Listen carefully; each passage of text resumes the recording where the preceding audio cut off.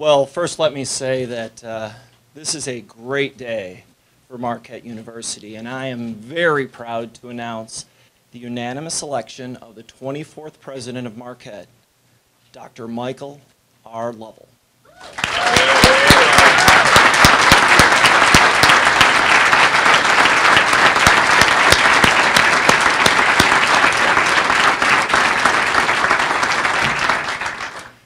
You know, I know you're not here to listen to me speak and you want to hear from Dr. Lovell, so we'll get to that in a minute. But I need to say a few things about what a great person he is and the process that led us here. So let me start by first of all saying that, you know, Mike is a devout Catholic, a servant leader, and he's someone who, as we got to know him, it really became clear that he puts the good of the organization above himself. And we think that's very important for what we're trying to do here at Marquette.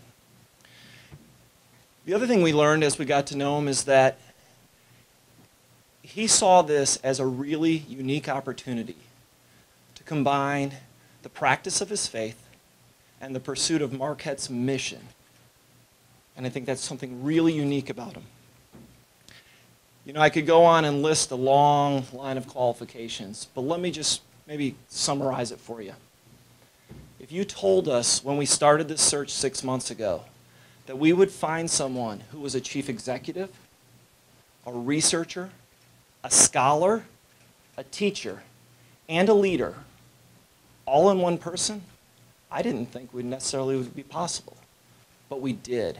And I am proud to say that I am confident, and the board is confident, that we have found the person to lead Marquette into its next chapter of its storied history. Before I go on more about Mike, I do want to thank a few people. First and foremost, Father Wild, who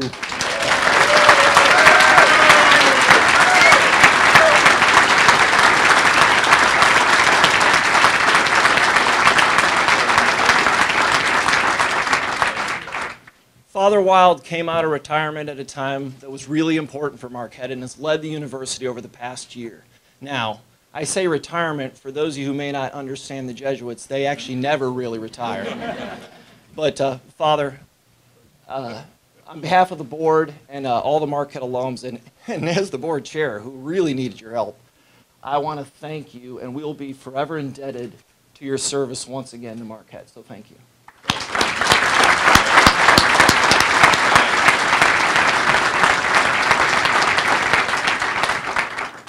I also want to thank the search committee, most of whom are on the stage with me today. This was a unique search, the first time Marquette has considered both lay and Jesuit candidates, and this committee did such a phenomenal job. It was a national search, it was comprehensive, it was a process that was transparent to all the stakeholders. And if you think about a place like Marquette, that's a really wide range of people, and their inputs were considered. And they were able to, along the way, keep the board fully engaged. So while there was a search committee, the board was able to really understand the process and be involved in it so that, frankly, today our decision was quite easy. And I want to thank them for their work and really setting a new standard for what I think is the best way to do a search. Probably most important out of that group, though, is John Ferraro, who is the vice chair of the board. He is a fellow Marquette alumnus. And through this process, we've become better friends. But through his tireless effort, he probably flew more miles in the last 6 months coming to and from Milwaukee. For those who don't know, John's actually based in London.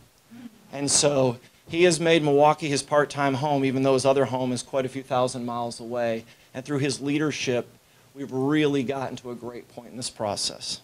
So with that, you know, I think I'll turn it over to John at this point. And what I want you to hear a little bit before we get to Dr. Lovell is just a little bit of how this process worked and how we got to this point. So, John?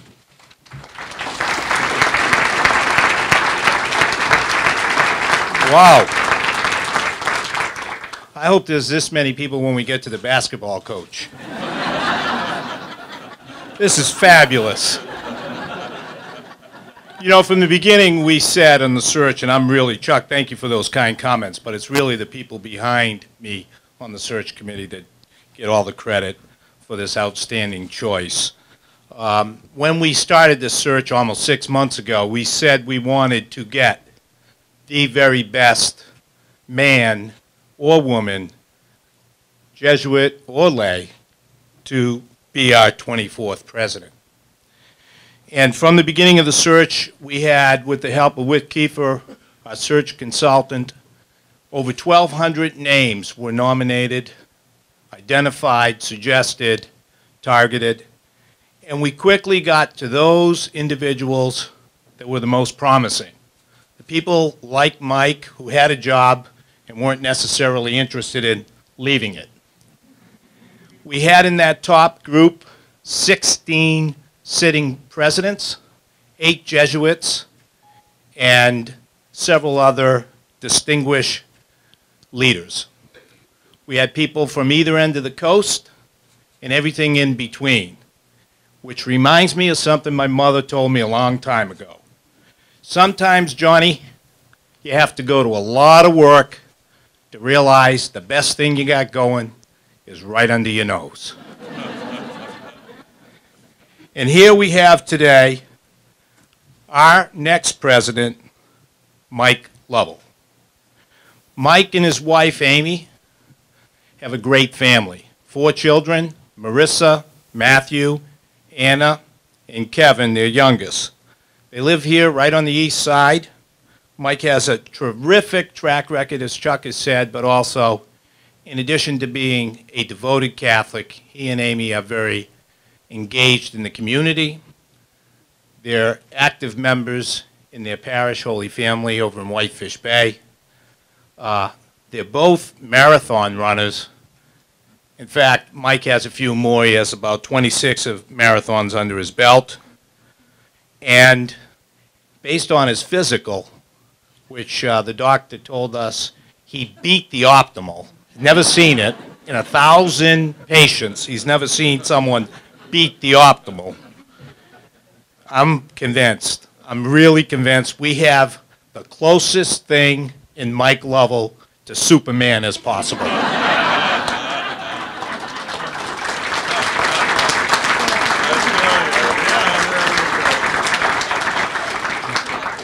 So many of my search committee members here who've gotten tired of me over the last 6 months said, don't go off script and get done quickly. So with that, I'm going to pass it over to Father Lawler, our provincial, a fellow trustee, to speak more about Mike and then to introduce Mike. Thank you.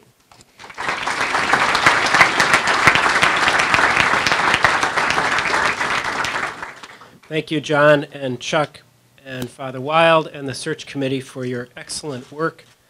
I'm here on behalf of the Society of Jesus as the provincial of the Wisconsin province, and I'm here to just tell you how grateful I am to all of those involved in this tremendous and thorough search process that involved a wide number of people. And I thank the search committee also for including the Jesuits and the voice of the Jesuits here at Marquette, who also had a voice and some say in this process. And I'm very confident and very happy at the results of this process. The Jesuits' voices were heard, and yet we also realize we need to look beyond our own voices. And I'm very confident now that the Holy Spirit was a part of this process and has brought us a wonderful leader for Marquette University. Dr. Lovell is a committed Catholic and a man of faith.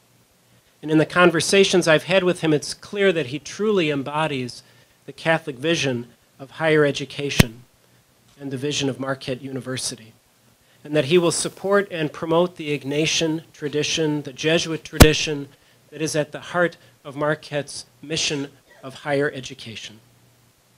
And I look forward to working closely with Dr. Lovell in the days and the years to come.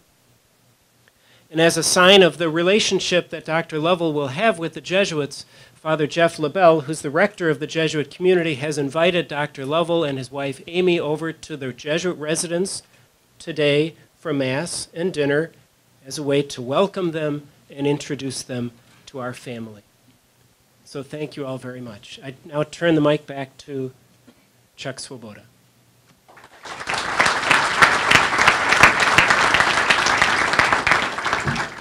Well, without further delay, let me, for the very first time, introduce you to the next president of Marquette University, Dr. Lovell.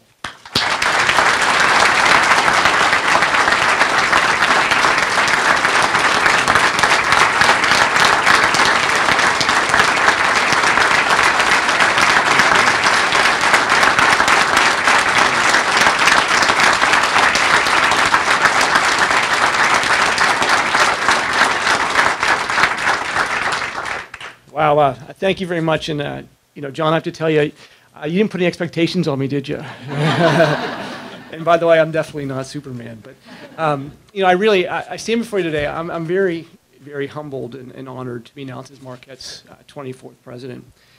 And I think back about 2 decades ago, when I was a young assistant professor back in Kentucky, our parish priest at the time, Father Wilt, used to tell us, if you want to give God a good laugh, tell him your plans. And today, looking at my career, I just don't think that statement could have been more true. I arrived in Milwaukee. I left my alma mater, University of Pittsburgh, 6 years ago to be dean of the College of Engineering and Applied Science at UWM. And I never could have imagined that just 2 years later, I would have been named chancellor of the University of Wisconsin-Milwaukee. Being a chancellor or president was never even on my radar screen. Likewise, 3.5 years ago, when I became chancellor, I could have never dreamed of becoming Marquette's first lay president. It wasn't even permissible in the bylaws. And boy, how things change. And I think what I've learned, over time and over the years, is that if you're open to God and following his path rather than your own, he will take you to remarkable, unexpected places. And that's really where I stand before you today. And, several months ago, I was approached by several members of the Marquette community about this position. And my reaction, I was flattered, but to be honest with you, I really wasn't interested. Maybe because I've been a lifelong Pitt Panther fan, I couldn't imagine myself in the Marquette Eagle. And I also was very happy at UWM. But then, over time, my attitudes and openness toward the position really gradually began to change. And I think there was a real turning point. I came in February when I agreed to meet with John and a couple of the search committee members, not to describe my own candidacy, but actually to talk about what I felt the position needed, because I thought it was so important for the future of Milwaukee. And it was interesting because after I walked out of the meeting, I realized that the characteristics of what I believed were important for the president were things that I personally valued and aspired to. And so a seed was planted that day. And I can't describe it any other way, is that in the following weeks it started to grow. And I ended up, a week or so later, I went and started looking up things about Marquette. And I remember looking at Marquette's mission. If you're not familiar with it, I'm going to read it to you, and I'm going to talk about 2 things that I found really profound. It is the search for truth, the discoverer of knowledge, the fostering of personal and professional excellence, the promotion of a life of faith, and the development of leadership expressed in service to others. Now, what really resonated with me with the last 2 statements of promoting a life of faith and leadership through service to others, because these are unique at a Catholic Jesuit institution. And so my faith has always served as the cornerstone of my life, and having the ability to openly practice my religious beliefs in my professional career is something that I've always wanted to do. Likewise, servant leadership is at the fundamental core of what I believe in practice. So all I can say is this: my interest in the position started to increase, and I can say it really started to blossom when I then looked at the description of what the next leader for Marquette they were looking for. And there were 3 bullets that, again, I think really resonated with me. They were looking for a bold leader with personal humility, a servant leader who's both visible and approachable, and integrity, honesty, and enthusiasm, a sense of humor, resilience, and a strong work ethic. Now, these are things that I aspire to and hope to achieve over my career. So the idea of becoming Marquette's next president really took root when I entered a period of discernment. I realized that this is something I should really consider, and I met with Father Wild, and I have to tell you, he is a very, very wise man. He didn't try to talk me into the position. What he did, he said to stand before God and consider what path would give you the most fulfillment in your career.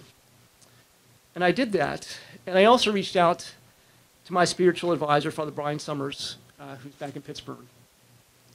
And we prayed about it and we talked about it. And it was interesting because during his prayers, several times, God said to him, I need him. And when Father Brian told me this, I knew I had better take this decision pretty seriously. And so after hours of meditation and actually several sleepless nights, it became clear to me that I was being called to Milwaukee 6 years ago to ultimately become Marquette's first lay president. And it was never my plan, but one that God had laid out for me. And I'm just really glad that I decided to follow it.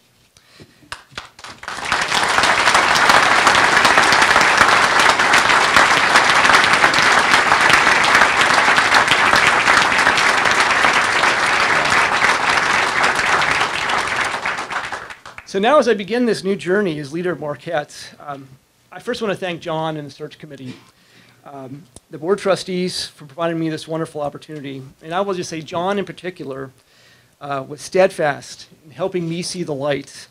And I'll tell you, based on our personality profiles, we are very different, but we've really become great friends over this period of time. And I'd also like to thank Father Wild and the Marquette Jesuit community for putting their faith in me to lead this great institution.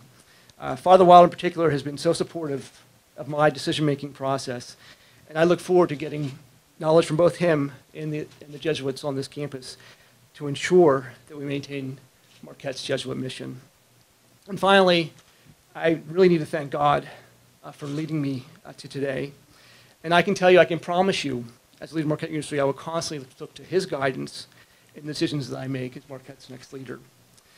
So looking forward, I think it's a good thing I like to work hard because I think there's still a lot of work to do here. And first and foremost, the task at hand is being to fill several senior leadership positions on campus. And some of you have heard that we need a new basketball coach. So that's first on the agenda. I'm also very excited because what the campus community has done in laying out the strategic plan beyond boundaries is really, really exciting to me. And I just really look forward to using this plan as a roadmap to really bolster Marquette's national reputation and provide innovative and transformational educational opportunities and research at all levels of our campus. I also, given my strong existing relationships with the Milwaukee community, I really want to plan on strengthening Marquette's involvement within Milwaukee, particularly with its strong focus on leadership expressed in service to others. Marquette is already nationally known for service and learning and community engagement, and I plan to increase those efforts to help solve many of the social and economic problems right here in Milwaukee. I'm also looking to help improve and enhance the already strong student experience at Marquette. I think we need to look at constructing new facilities and develop more programming on campus for the students. You know, for nearly 500 years, Jesuit education has transformed students to make our world better, and I am committed to building on that tradition while providing Marquette students a campus experience that is second to none. As you may have heard from Father Joe, you know, I'm going to work with him in the Jesuit community to increase my knowledge of the Jesuit tradition so that I am well prepared to lead a faith-based Catholic Jesuit university going into the 21st century. And finally, in light of the fact that Marquette was founded to educate the children of immigrants, I will work to help keep Marquette education accessible and affordable to all. Just to close, you know, I really couldn't be more excited to lead Marquette University at what I believe is a historic moment.